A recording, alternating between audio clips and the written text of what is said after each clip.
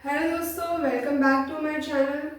आज का हमारा जो क्लास है वो हिंदी का है, पर कोई एज सच को टॉपिक नहीं है। ठीक है, मैं आज आपको हिंदी ग्रामर में कुछ टॉपिक ऐसे नहीं पढ़ाने वाली हूँ, बट एक बहुत जनरल सी क्लास देने वाली हूँ जो ज़्यादातर बच्चों को डिफ़िकल्टी आती है। ठीक है, वो क्या है? वो कुछ नहीं है, वो बस अपना जो हमारे हिंदी के शब्द होते हैं उनको लिखने का स्पेलिंग्स, जो हम उसको हिंदी में वर्तनी बोलते हैं, वो होता है। ठीक है, ज़्यादातर बच्चे क्या करते हैं, वो हिंदी के शब्द जो होते हैं उनको याद करते हैं। ठीक है, उनकी स्पेलिंग्स को याद करते हैं। उनके लिए मात्राओं को याद रखना बहुत मुश्किल होता है। अपना आधा व्यंजन कहाँ लगेगा वो याद करना बहुत मुश्किल होता है। ठीक है, तो एक काम करते हैं कि याद करने के तरीके झंझट को ख़त्म ही करते हैं आज। ठीक है, और याद नहीं करते, उसको समझते हैं। समझने से आप हिंदी का कोई भी शब्द लिखने में सक्षम हो जाएंगे। ठीक है, तो वो कैसे होता है? सबसे पहले तो मैं आपको बताऊंगी, आपको कोई भी हिंदी का शब्द लिखने के लिए उसका उच्चारण सही आना चाहिए। अगर आप उसका उच्चारण सही कर रहे हैं तो आप उसको सही लिख भी पाएंगे। सही है। दूसरा, आपको हर स्वर का ध्वनि पता होना चाहिए। ठीक है, स्वर क्या होते हैं? हमारे स्वर हमारा मात्रा का रूप लेते हैं, जैसे मैंने आपको पढ़ाया था। ठीक है, तो जब वो मात्रा का रूप लेते हैं तो उनकी ध्वनि क्या होती है उसका आपको ज्ञान होना चाहिए। अगर आपको दो ये चीज़ें पता है तो आप अपना हिंदी का कोई भी शब्द आसानी से लिख सकते हैं बिना याद करे। वो दो चीज़ें क्या हैं? एक तो सही उच्चारण, और दूसरा हमारे स्वरों का सही ध्वनियों का ज्ञान। ठीक है, जैसे हमारी जो स्वर की वर्णमाला है वो क्या है? अ, आ, ई, उ, र, ए, ओ, अन, आ। ठीक है, ये होते हैं हमारे। तो ये क्या है हमारे? ये हमारे स्वर हैं। ठीक है, इन्हीं की ही मात्रा बनाते हैं हम अपने व्यंजन के साथ। ठीक है, अब आपको इन सब स्वरों की ध्वनि पता होनी चाहिए। ठीक है, अगर आपको इन सब स्वरों की ध्वनि अच्छे से पता है तो आप उसको सही से लिख पाएंगे। जैसे मैं आपको बताती हूँ, अगर मैं अ की बात करूँ तो जैसे लगता है अ की कोई मात्रा नहीं लगती, बट अ का ध्वनि क्या होता है? अ का ध्वनि होता है अ। ठीक है, आ का आता है आ। ठीक है, तो जब भी आपके किसी भी शब्द में आपको आ का साउंड आ रहा है, आ, ठीक है, तो वो जो आ का साउंड आ रहा है इसका मतलब क्या है? आपको आ की मात्रा लगानी है। ठीक है, फिर दूसरा आता है हमारा ई। ठीक है, तो इसको हमें ई नहीं बोलना है। जब भी हम मात्रा लगाते हैं तो क्या होता है? ई। ठीक है, इस तरीके से होता है, क्यों की। ठीक है, अब ये जो क्यों की है उसमें हमारा ये क्यों की नहीं है। ठीक है, ये क्या है? ये क्यों की है। अगर आप इसका उच्चारण सही करेंगे, क्यों की करेंगे, ठीक है, तो वो आपको समझ आ जाएगा कि ये जो क है उस ध्वनि का जो साउंड है वो कैसा है? वो छोटा है। ठीक है, वो लंबा खिंचा हुआ नहीं है, वो क्यों की नहीं है। सही है, वो क्यों की है। तो जब भी आपकी छोटी स्वरों का जो मात्रा होती है उसका ध्वनि भी छोटा होता है। सही, तो इसको अगर आप याद रखेंगे तो आप इसको सही लगा पाएंगे। अब जैसे आपका आता है बड़ी ई। ठीक है, तो इसकी जो ध्वनि होती है, ये मात्रा आपकी, ये जो स्वर है आपका, ये बड़ा स्वर है, बड़ी ई। ठीक है, तो जो बड़ी ई है मतलब बड़ी ई का ध्वनि भी कैसा होगा? बड़ा ही होगा। ठीक है, ये क्या हो जाएगा? ई। ठीक है, जैसे मैं बोलूं कि कितनी। ठीक है, अभी जो कितनी है ना, इसको अगर मैं तोड़ूं तो देखो कितनी। ठीक है, या कीतनी। अगर मैं बोलूं कीतनी, लाइक अगर मैं आपको लिख के दिखाती हूँ यहाँ पे मैं क्या कहना चाह रही हूँ। अगर दो शब्द हैं कितनी और एक है कीतनी, ठीक है, तो अगर आपको कितनी का उच्चारण सही आता है और आपको अगर मात्राओं की ध्वनि का ज्ञान है, तो अगर आपको कितनी की स्पेलिंग नहीं भी आती है तो भी आप लिखने में बिल्कुल सक्षम है। कैसे? जैसे अगर मैं बोलूँ आपको कि आप लिखो कितनी, ठीक है, तो आप मेरे बोलने पे ध्यान दो कि जो मैंने पहला क बोला ना, उस पे जो ध्वनि थी वो मैंने खींची नहीं, वो मैंने कीतनी नहीं बोला। अगर मैं आपको कीतनी बोलती तो मतलब वो जो मेरा क पे ध्वनि था, जो क पे साउंड था, वो लंबा था। लंबा था तो मतलब बड़ी की मात्रा थी। ठीक है, तो आप लगाते, बट मैंने कितनी बोला है। अब मैंने क पे तो छोटा साउंड दिया, छोटा ध्वनि दिया, पर मैंने न पे बड़ा ध्वनि दिया, बड़ा साउंड दिया, कितनी। ठीक है, तो ये जो आपका नी है वो आपका बड़ी ई की मात्रा हो गई। ठीक है, तो बड़ी मात्रा बड़ा ध्वनि, छोटी मात्रा छोटा ध्वनि। तो आपको एक तो बोलना सही है और बोलते हुए मात्राओं पे बोलते हुए ही ध्यान देना है। ठीक है, कि आप कहाँ पे ज़्यादा जोर दे रहे हो, किस व्यंजन पे किस मात्रा का जोर ज़्यादा दे रहे हो और किस पे आप कम दे रहे हो। ठीक है, जैसे अगर मैं बोलूँ मुख और एक होता है मुख। ठीक है, जैसे हमारा ये दो हो गए, उ और ऊ। ठीक है, तो ये जो आपका ऊ है ये क्या है, छोटा ऊ।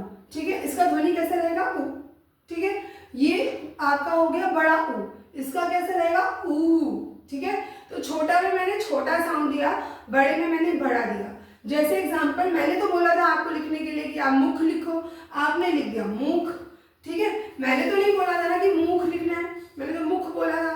तो मैंने जो म पे लगाई थी अपनी मात्रा ऊ की, है ना, ऊ का साउंड तो ऊ होता है ना, अब वो ऊ है कि ऊ है वो आपको देखना था ना, क्योंकि मैंने उच्चारण किया था तो मैंने मुख बोला था। तो जो मैंने मुख बोला, म पे मैंने ज्यादा मात्रा का जोर नहीं डाला, उसको मैंने छोटा ही रखा ध्वनि को, तो इसलिए वो आपकी छोटे ऊ की मात्रा थी। अगर मैं आपसे कहती कि आप मुख लिखो, तो ये मुंह जो मैंने बोला उसमें म में ऊ की मात्रा का जो ध्वनि था वो कैसा था, वो लंबा था, मूख। ठीक है, तो आप उसको मूख लिखते। ठीक है, पर आपको ध्यान क्या देना है, एक तो आपको सही बोलना और सही लिखना और सही अपना ध्वनि का ज्ञान होना, ये जरूरी है।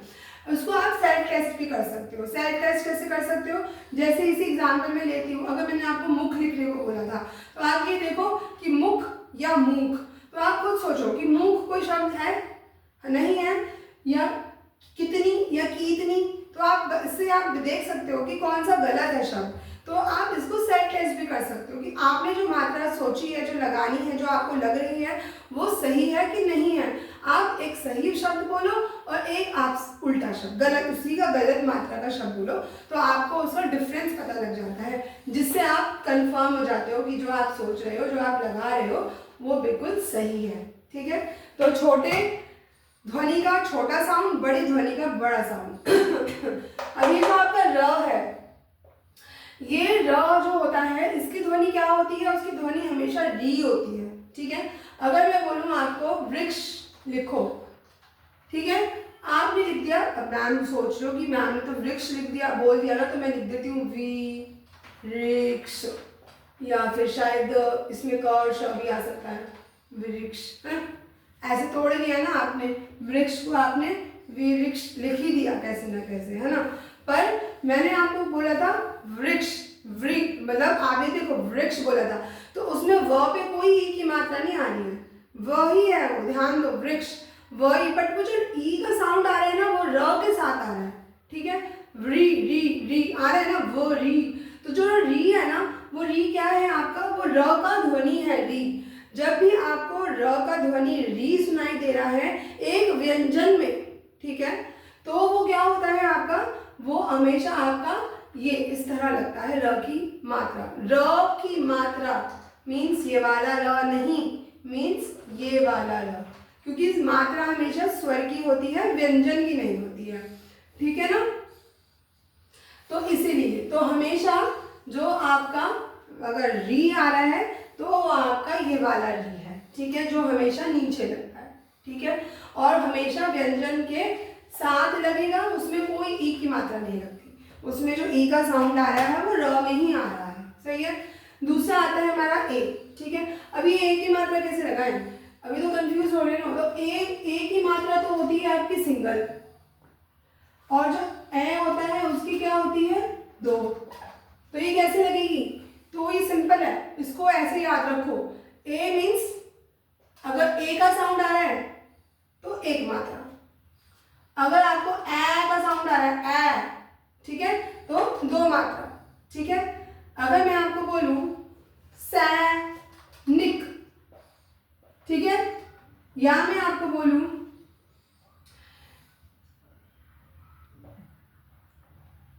ऐसा, ठीक है, तो जब मैंने आपको सैनिक बोला तो आप ध्यान दो, आपको ये तो पता है कि इसमें ए की मात्रा है, ठीक है ना, बट कौन से आ रहा है, एक आना है कि दो आना है।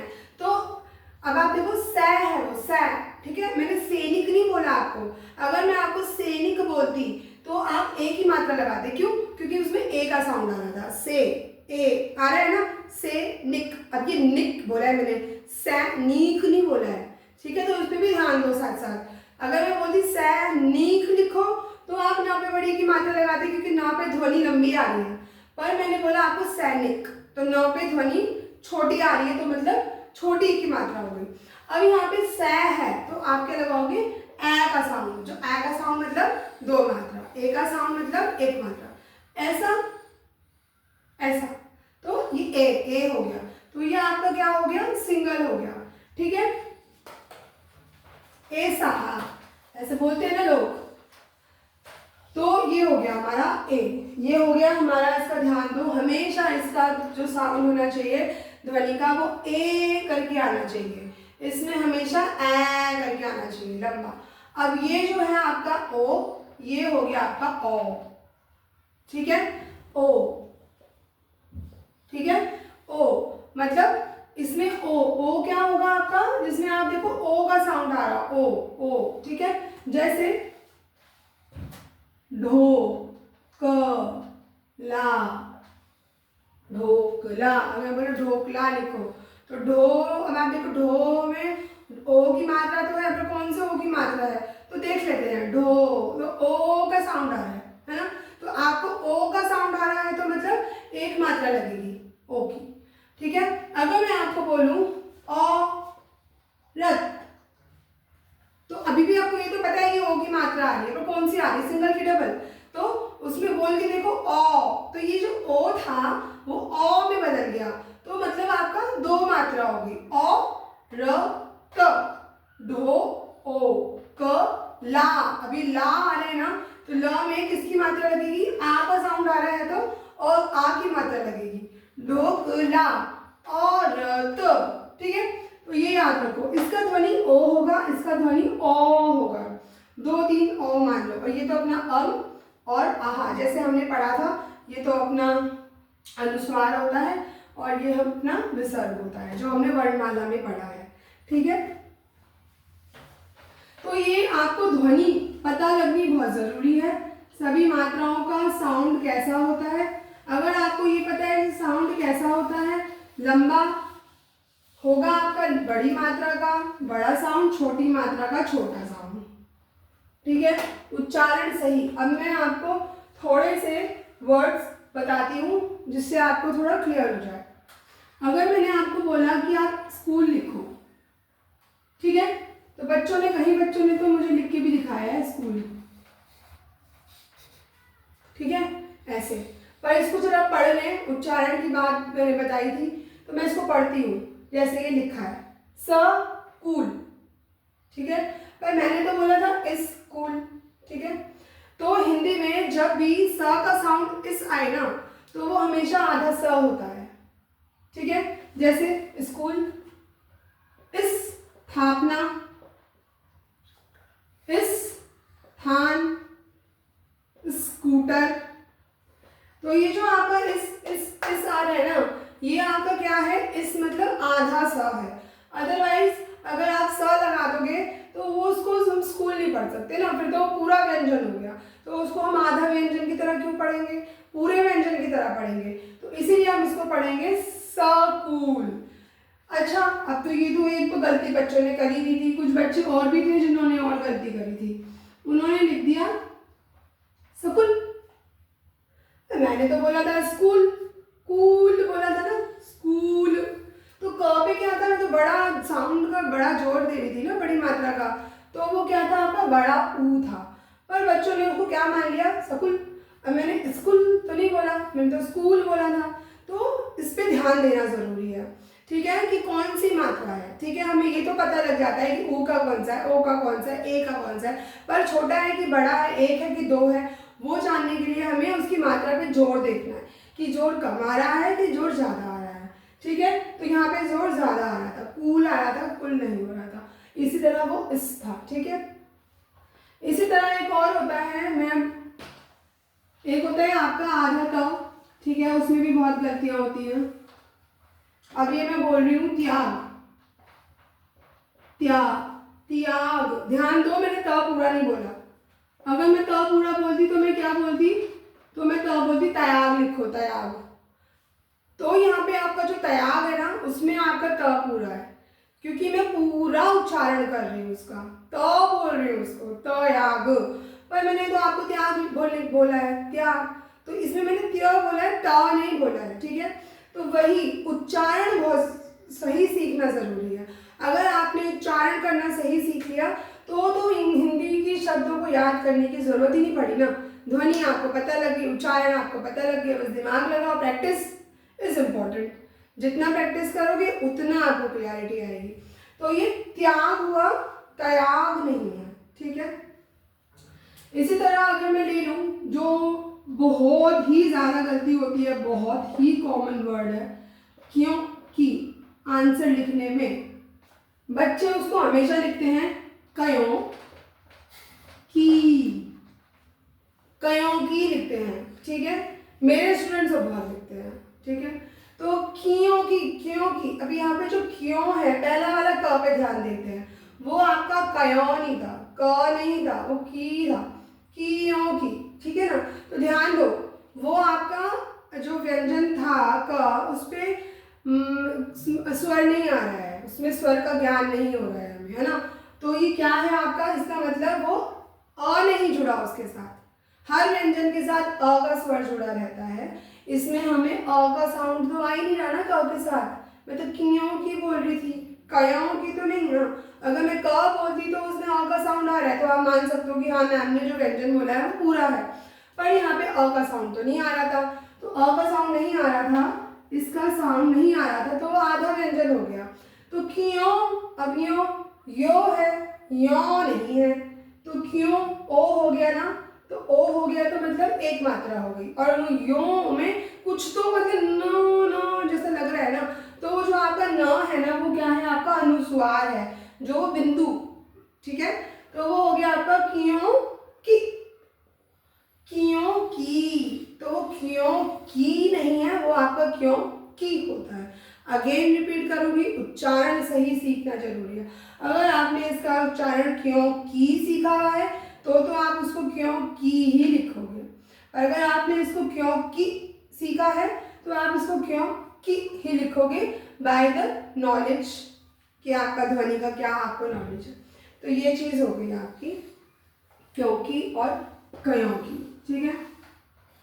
एक लास्ट एग्जाम्पल और दे देते हैं, व्यक्ति,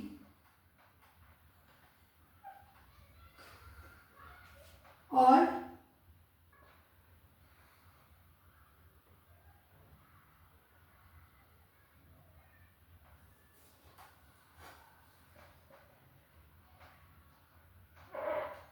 व्यक्ति,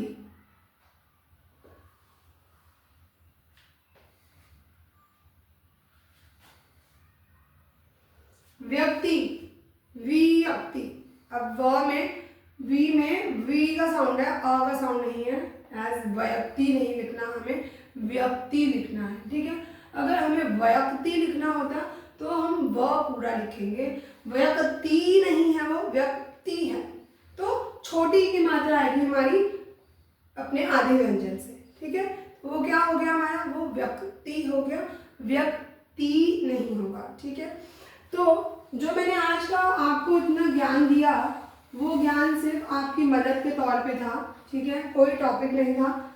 मैं इसमें आपका जो भी हिंदी की शब्दों को लिखना है और अपने मात्राओं की गलतियों को कम करना है, उसके ऊपर मैंने ये क्लास रखी है, जो सिर्फ आपको दो चीज़ों के बारे में जान बताएगी। एक तो आपको अपना सारा उच्चारण सही सीखना जरूरी है, हर शब्द का सही उच्चारण और मात्राओं और ध्वनियों का ज्ञान, ठीक है। यही दो इसके कीवर्ड्स हैं, यही दो आपके इसके गोल्डन पॉइंट्स हैं, जो आप फिर कोई सी भी स्पेलिंग लिख सकते हो, ठीक है। ये इसको प्रैक्टिस करो, बिना प्रैक्टिस के आप भी नहीं लिख पाओगे, भले आपको कितना भी ज्ञान हो जाए इन दो चीज़ों का, प्रैक्टिस आपको करनी पड़ेगी, ठीक है।